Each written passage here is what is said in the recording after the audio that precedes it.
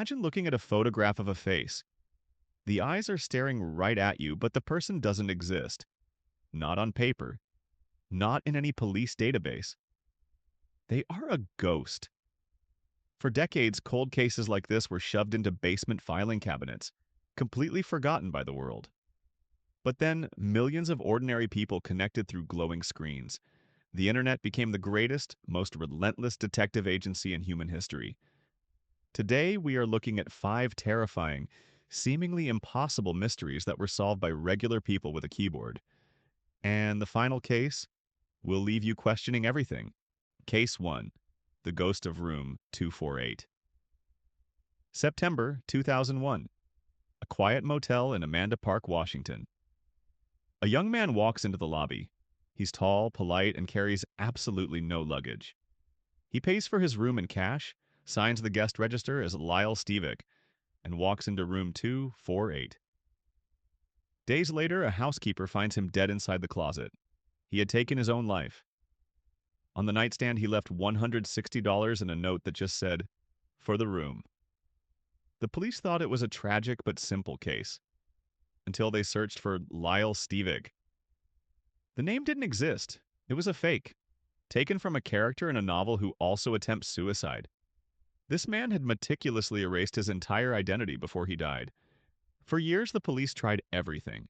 Fingerprints, missing persons reports, nothing. He was effectively a ghost. Pattern interrupt. Speed up the pace. Enter the internet. On the forum Websleuths, a digital army assembled. They scrutinized his expensive dental work. They tracked down the exact manufacturer of his boots. They spun wild theories. Was he a spy? A runaway from a cult? But despite thousands of hours of digging, they hit a wall until 2018. The internet shifted strategies. They crowdfunded thousands of dollars to run his DNA through the DNA Doe project, uploading his genetic profile to the same public genealogy sites you use to find your ancestors. Within weeks, the algorithm did what human detectives couldn't for 17 years. It found a family tree. It traced back to a family in California who had spent nearly 2 decades believing their son was just out there living a new life, unaware he had died days after leaving home.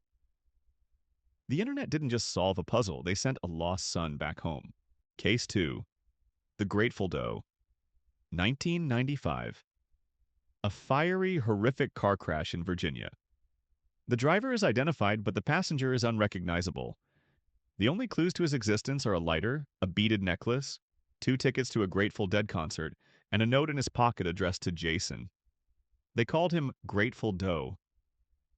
The police made a clay facial reconstruction, but it looked terrifying, almost inhuman. It generated 0 leads. For 20 years, this young man sat in an unmarked grave. Then, in 2014, an anonymous Reddit user decided they had enough. They posted the creepy clay model and the case details to Imgur, a massive image-sharing site. The post exploded. It went incredibly viral. Months later, a user dropped a comment that stopped everyone in their tracks. "I think this is my old roommate, Jason. He went to follow the Grateful Dead tour in 1995 and never came back." They posted real photos of a vibrant young man with long, wavy hair. It was a perfect match. But here is the most chilling part. Why had no one reported him missing for 20 years?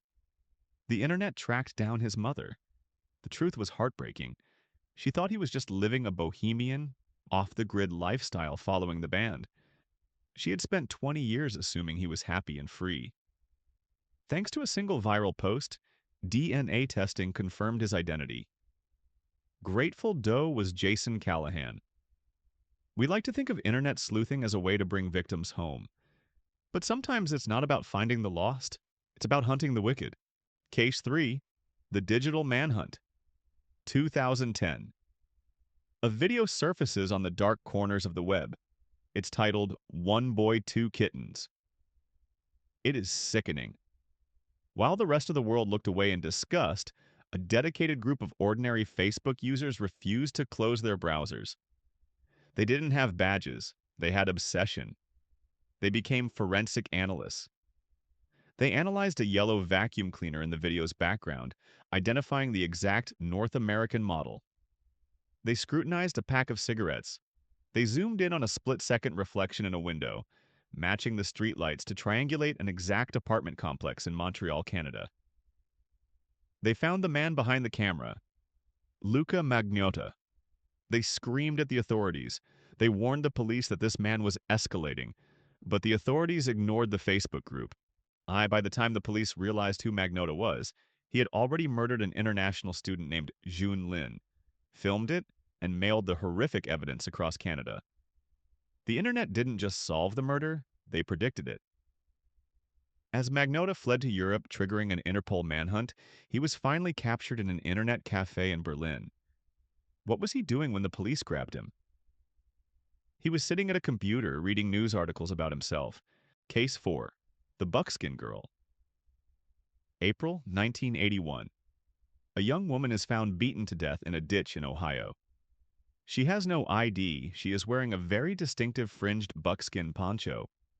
For 37 agonizing years, she is known only as the Buckskin Girl. Decades of police work, blood tests, dental records, nothing. In 2018, the DNA Doe Project stepped in again.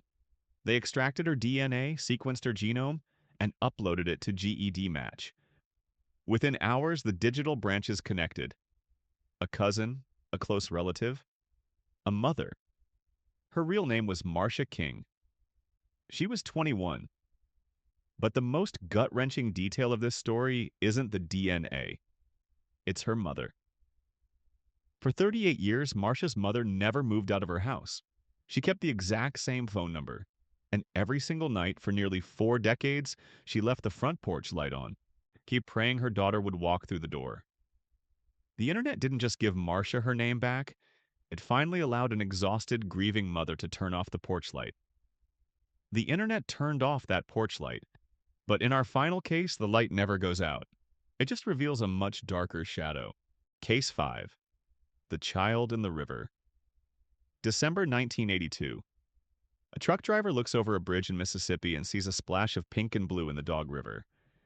It's a toddler, barely 18 months old. She had been thrown from the bridge. The town was completely devastated. They paid for her funeral, burying her under a headstone that simply read, Delta Dawn. For 38 years, an entire community mourned a child they didn't even know. In 2020, digital forensic genealogy worked its magic once more. DNA was extracted, uploaded, and matched. Her name was Alicia Ann Heinrich. The town rejoiced. They finally had an answer. But the internet's digital footprint quickly revealed a terrifying twist. Alicia hadn't been alone. Her mother, Gwendolyn, had disappeared on the exact same day. Investigators dug back into the 1982 archives and found that witnesses had reported seeing a highly distressed woman carrying a toddler walking near that bridge on the night they vanished. The internet gave little Alicia her identity back. But to this day, Gwendolyn has never been found. Did she fall into the river too? Was she murdered? The web solved half the mystery, leaving the other half as a terrifying, open wound.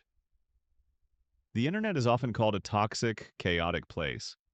But in these moments, millions of interconnected computers became a beacon of light. They prove that behind the screens and the anonymous usernames, empathy might just be the most powerful search engine we have. Which of these cases shocked you the most? Do you trust internet sleuths more than the actual police?